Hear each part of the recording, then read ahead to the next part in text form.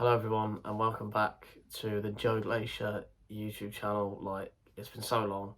It's been 2 years. I've been so inconsistent, but let's just forget about that and get into my 2022-23 Premier League predictions, which is what we're here for. So starting off in 20th, it's Bournemouth, I'm afraid. I think their squad is a bit weak, to be honest. I think it is the weakest squad in the league. If you look through the whole table and look through each squad in depth, I just think they lack a bit.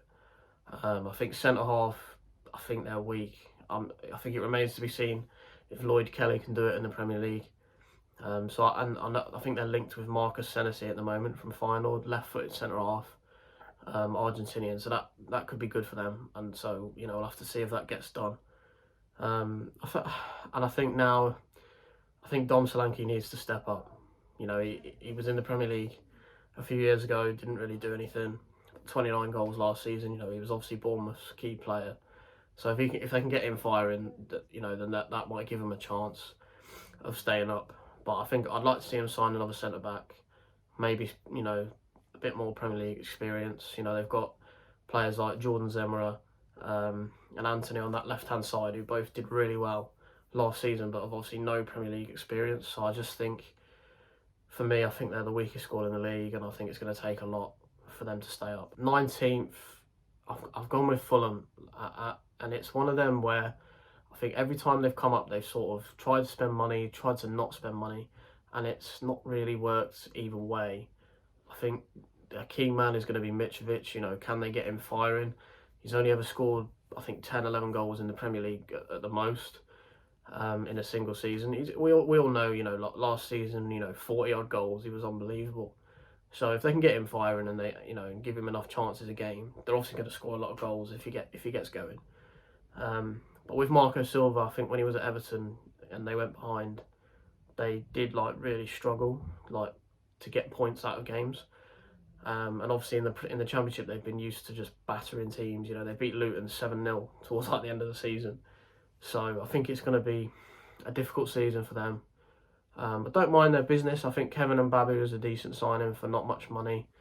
The same with Andreas Pereira. I think he's got a lot to prove in the Premier League, especially he definitely got a lot of abuse at Man United. So, but I don't see it being enough for me. 18th, Southampton.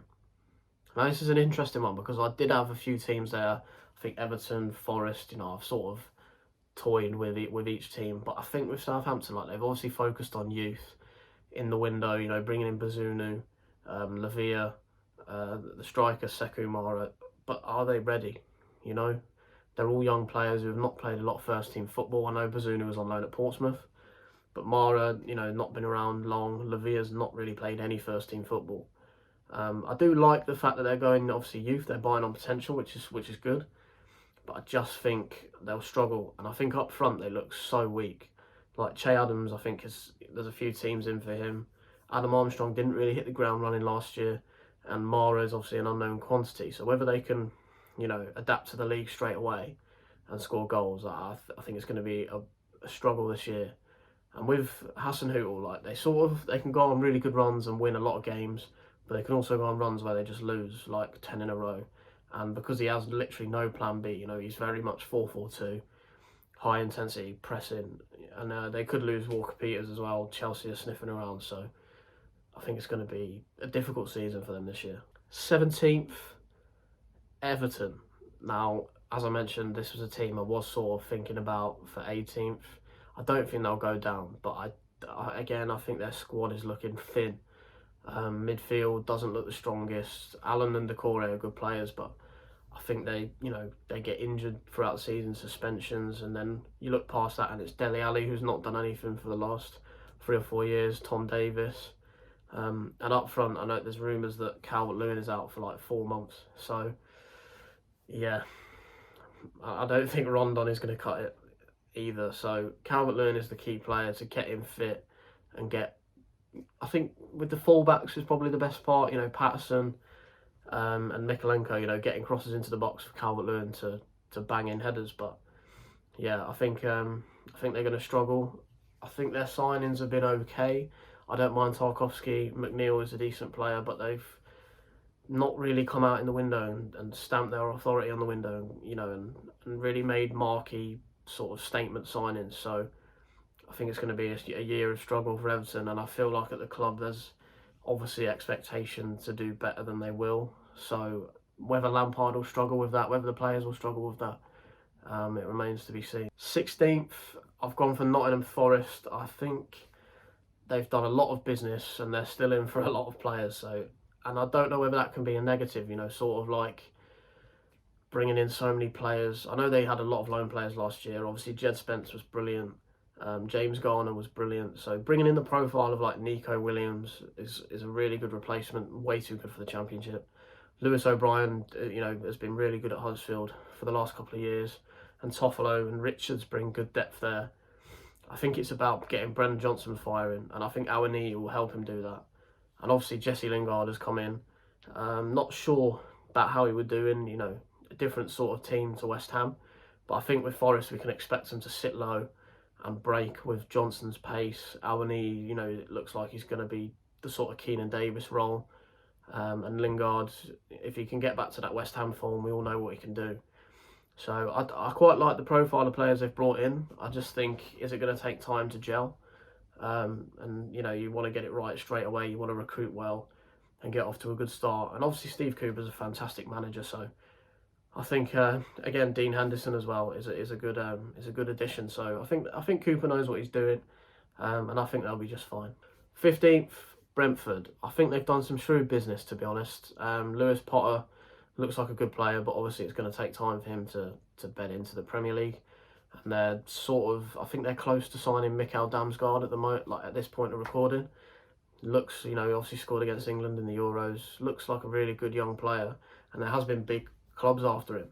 But obviously injuries. I think he only started 11 games, something like that last season. So obviously I think it's a bit of a risk. There was I think it's 16 million the fee, and there was talk of like upwards of 20, 30 million last year. So I think Brentford's recruitment is really, really good. Similar to the way Brighton do it. They sort of buy on potential from other leagues. I know they've got a lot of Danish players in the squad, Norgard and stuff like that. So I think it is the risk that Brentford can take on Damsgaard, because if it pays off, he's going to be worth a lot more in the next few years. I think they've done good business. I think Ivan Toney will do good again. Norgard is a great centre defensive midfielder. Ben Mee is a pretty solid defender, and David Raya back from injury is definitely a boost for them. He's a very, very good goalkeeper, and their fixtures at the start of the season are quite easy. So I think if they can get off to a good start, I think they'll be fine again. Aaron Hickey as well, top signing, can play right back and left back. So I think they're going to have a good season this year, Brentford. 14th, Leeds United. This is one where I think a lot of some people are sort of tipping them for relegation, and I probably was one of them before doing this video. Like, I'm doing this literally a day before the season starts. I think Jesse Marsch has done some good business. I think Mark Rocker's a top player. Obviously, he's been at Bayern and sort of bench warmed for a few years. And he will work really well with Tyler Adams in the middle. That'll be a good sort of dynamic. Rocker's a bit more of a spray the ball about kind of player, and Tyler Adams will be that more combative midfielder who tries to win the ball back. I think getting Bamford fit is the main thing. They really missed his goals last year. Obviously, Rafinha's has gone. Phillips, even though he has gone, obviously he was injured a lot last year, so I don't know if that's going to affect him too much. But I think they've done some good business. He's obviously been back to his old club for Christensen. I think where they are lacking is still a little bit in defence.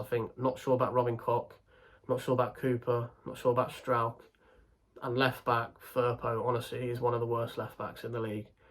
I'm trying to be dead insightful and stuff, but I just think he's terrible. So I think they'll be okay. 14th for me will be a decent season, because last season they were very close to going down. So 13th is Wolves, and this is a weird one because I think obviously since they've come to the Premier League, they've done really well. They've had standout seasons. Obviously, the first season they did really well and hit quite good heights. But I think it's a bit stale there. I think the fans are a little bit bored of sort of. It's been quite a lot of players have been playing since they got promoted and they haven't really improved as much, even though their league position has been quite good. And the second half of last season, they were quite poor.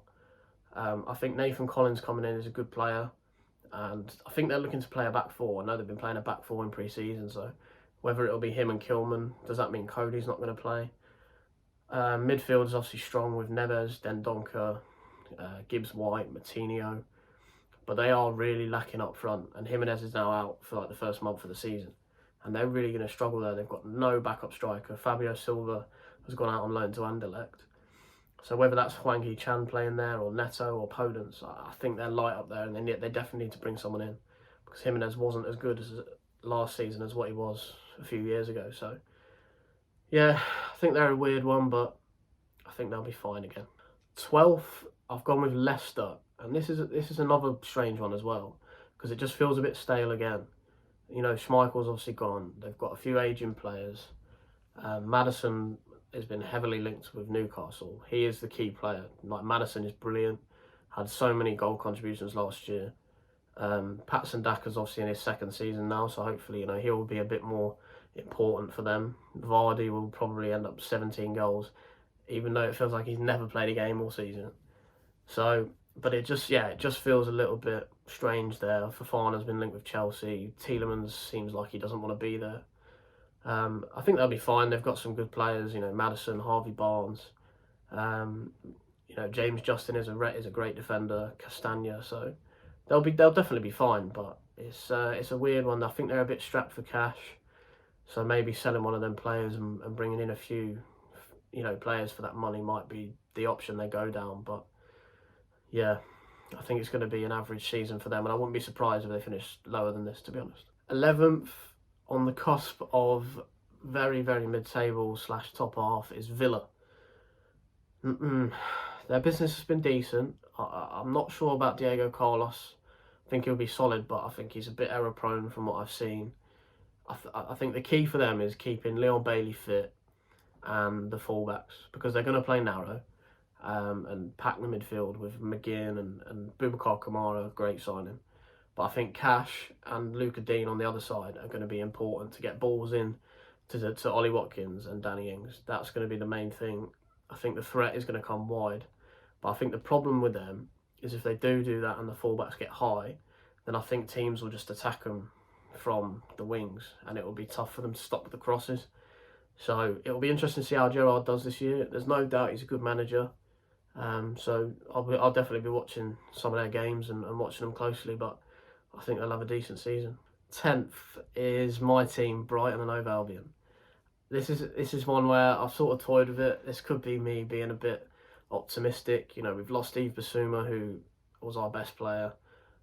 Good luck to him, and we're probably going to lose Cucurella at this moment in time to Chelsea. But obviously, Colwill is supposedly coming in, and that is a great signing for us if it gets over the line. I think he was fantastic for Huddersfield last year. He's 19 years old, and Graham Potter loves to bring in a youngster and develop them. So I think that is top business if we can get that done. Obviously, I think the main thing people will look at is goals. You know, Neil Maupay is sort of, he'll get you 7 or 8, and he's really important to the way we play, but he's not going to score you 15 goals, and he might be off to Salernitana anyway. If we can keep Welbeck fit, I think that is massive for us. He was brilliant the second half of the season. And then obviously Undav's coming in, but he's an unknown quantity. We don't know what to expect. We've not really brought too many players in. Julio Enciso has come in, and he looks, you know, really exciting. Sarmiento, hopefully this year, will be an important player. Mitoma coming back from loan, Van Heck. I just think we need to replace Bissouma with a midfielder. We've been linked with Florian Grilic, but apparently his agent and himself are a bit, they like a bit of money and stuff like that. So I'm not sure that's going to happen. But bringing in Colwill, bringing in a left back and a centre midfielder will probably keep us around 10th, I'd say. 9th, it pains me to say it, but Crystal Palace, I think they are a good side. Patrick Vieira has done a lot better than people thought he would. I think when he came in, I thought people would just think, oh, he's not done that well at where he's been before. But he's got them playing some really nice stuff. Obviously, they've lost Conor Gallagher, who was very important last year. But Michael Elise, Wilfred Zaha, um, Czech Decore coming in. I think their defence is good and solid. Mitchell, Anderson, and Gahey. So I think they'll have a good season. They play some really nice stuff under Vieira, unfortunately for me. But I think Palace will have a good year, and I think ninth will be about right. And it'll be interesting to come back to this at the end of the season and see how wrong I was. But yeah, I think they're going to have a good year. Into eighth is Newcastle, and I think I could be very wrong about this, but also very right. I think when their sort of takeover happened, I think we all expected them to just go and spend absolute, a ton of money. And they haven't. I think they've bought really well. Dan Burn, obviously from Brighton, solid Premier League defender. Newcastle lad, wants to be there. Sven Botman looks like a top profile player and he looks like he could be destined for a massive move in the future. Nick Pope has been an established Premier League goalkeeper for the last few years. That's a good move. I think getting Trippier fit, Alan St. Maximin, I think they're going to be decent this year. Obviously, Goal Linton had a really good season last year. I think the weakness for me is wingers and possibly up front. Callum Wilson, if he gets injured, they're back to Chris Wood, who didn't really hit the ground running. But on the right wing, I think Ryan Fraser and Jacob Murphy, I think it is just a bit weak. But I still think they'll finish 8th. And it's just about keeping players fit. Bruno Guimaraes is the key. He's a brilliant player, and getting him in positions where he can score will be the key for them. 7th, I think, will be West Ham. I like the signing of Skamaka. Big lad, but really good on the ball. He loves a goal, especially from outside the box. So I think having him and Antonio in the same team will be illegal. They're both massive. They've also got Souček. I think from set pieces they're going to be absolutely ridiculous. But I like that business. I think they're weak at left back. I don't know about Cresswell. They've let Masuaku go. They've been in talks for Cornet from Burnley, but I don't know if that's going to happen or not. So I think it's interesting. Keeping Declan Rice is amazing. He's obviously a fantastic player, best player for them. I think Jared Bowen, if he has another good year, that could be key to them doing well. But is he gonna, do what he did last year? Because last year he was phenomenal. So I think it's one of them where I think they're gonna have another good year, but not quite pushing that top 6. 6th is Man United. I don't know how you can have these any higher than 6. And I'll be very surprised to watch many predictions having them higher than 6. Their business is obviously, I'm not sure about their transfers. Like Martinez obviously done really well in the Dutch league, Malacia the same. But we've seen in the past with other teams buying players from that league that it's very hit and miss. And I'm not sure really, my laptop just went off. I'm not sure I like him Ten Hag going there and just buying Dutch players. I think Christian Eriksen is a good signing, but their midfield honestly is so weak. How many teams do Fred and McTominay, get in as a pair? Not many. I think Fred has done well in pre-season. The same with Martial, and obviously the Ronaldo thing hanging over them is something they need to sort out. So I think they will. 6th is the highest they will finish. I like Ten Hag, but he needs to be given time to get his own players, put in his ideas, and really drill it into them players, because they are not good enough. 5th, I've gone with Chelsea, mainly because striker I think they are lacking. Obviously, the ludicrous decision to sell Tammy Abraham, bring in Lukaku, bring in Werner has just really not worked. I think Abraham was their top scorer when he left, it just seems even stranger by the day. So playing Havertz up front is not the answer. I love Havertz. I think he's a great player, but he's not going to get you 15 goals. And compared to the teams above them, who all have a 10, 15 goal a season striker, I think that's where they're gonna lack. Also, they brought in Koulibaly, who is a proven Serie A defender. Doing that in the Premier League is different. They're obviously supposedly signing Cucurella, who can play on that left side of the three. And I think keeping Reece James and Ben Chilwell fit is the main thing for me. They had so many goal contributions last year when they were on the pitch. I think Chilwell was like the best sort of points per million player on Fantasy Premier League. So I think keeping them fit will be the key, and bringing in a striker if they can do that. I know they've been linked with Ronaldo, but I don't think they can finish higher than 5th with their current squad. But they do obviously have brilliant players, Mason Mount, especially. So I think 5th for them. Into the top 4, and I've gone with Arsenal. I think their recruitment's been brilliant. Gabriel Jesus just looks hungry for goals. He's been banging them in pre-season. I know you shouldn't take too much sort of insight into that, but I think he's going to be a brilliant signing for them. Obviously Ramsdale into his 2nd season. William Saliba coming back off loan looks like a top player, but I think their key player for me is going to be Zinchenko. I think that's a fantastic signing for 30 million. You know, he's been at Man City and won numerous Premier League titles, can play left back, but I think he'll be playing in midfield, and honestly, I think he's going to be fantastic for them. I like what Arteta's doing. I think ever since he's been there, I've sort of understood, you know, what he's trying to do, whereas some people have been a bit sort of misled by it. So I think top 4 this year, Arsenal back in the Champions League. Obviously they missed out on it last year, but I think it could be this year that they do it. 3rd. Now this is where I have baited you out because I've got Tottenham in 3rd. There was a point in pre-season where I was like, honestly, I fancy them this year. But when you look at City and Liverpool, I'm not going to tell you which order that's in. I just think they're too strong. But Spurs have done brilliant business. You know, Basuma coming in, him and Bentancur in the middle are going to be brilliant. Jed Spence. Perisic has obviously been a proven performer for Conte. Christian Romero, one of the best centre-halves in the league. But their front 3, plus Richarlison on the bench, is just scary. Kulusevski, Kane and Son are going to score and assist so many goals this year. And that's going to be key to them doing well. And I think they have the 3rd best squad in the league. I did have a cheeky bet on Harry Kane to be top scorer and Tottenham to win the league. I don't think it's going to come in, but I love an outsider. So yeah, I think Conte's going to be the key for them, and their signings have been good. And I still feel like they might bring in more players. Zaniolo has been linked with them, so it'd be interesting to see how they do this year and whether they go and win a trophy, whether that be the League Cup or the FA Cup or even the Premier League. We'll have to see. So this is where you're going to find out who wins the league for me.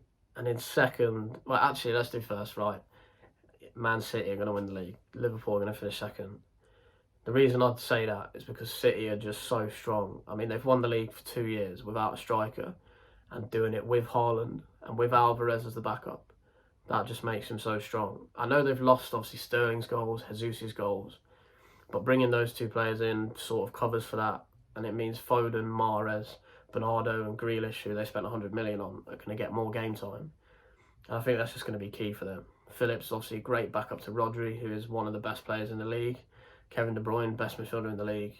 You know, if they get a left back in, I think they're going to be formidable, and it's going to mean that they win the league again, which leaves Liverpool in 2nd, with Darwin Núñez coming in. Obviously, how quick is he going to sort of adapt to the Premier League? Carvalho looks an absolute baller. Honestly, I'm really excited to see his sort of development this year. The same with Harvey Elliott. Losing Mane is obviously a blow, but I think Mo Salah will take that on the chin, and he will end up scoring 20 goals again. Yeah, I think it's going to be an interesting sort of race for the title, and I'm hoping it's closer than it was last year. You know, sort of Liverpool and City were miles ahead of everybody else. It would be nice to see other teams in the running like Spurs. I've always had a weird soft spot for Spurs, and I don't really know why, but I like their business, and I fancy Kane to be top scorer this year. Well, we've come to the end. That is my Premier League predictions. Let me know in the comments below what you think. Do you agree with me? Do you think I'm an absolute plum? Obviously, it's been a couple of years since I did YouTube videos, but this year I really want to push it for this season. It's going to be big for me doing articles and doing videos. I'm also going to post some other videos on my 2nd channel, which is probably going to be cricket. So if you're interested in that, feel free to subscribe. It's called Joe Glacier 2, and I'll link it in the description anyway. But yeah, instead of waffling on, that's all from me. Give the video a like if you've enjoyed it. Subscribe to the channel because there's going to be so much content this year. And I might even do a fantasy video probably next week after the first weekend of fixtures, because I'll probably end up bloody wildcarding. But actually, I'll put it on screen now, my fantasy team for tomorrow. It'll probably change, but yeah. Thanks for watching. If you've watched this far, pretty sure you haven't. But yeah, like, subscribe, do all that stuff, and I'll see you next time.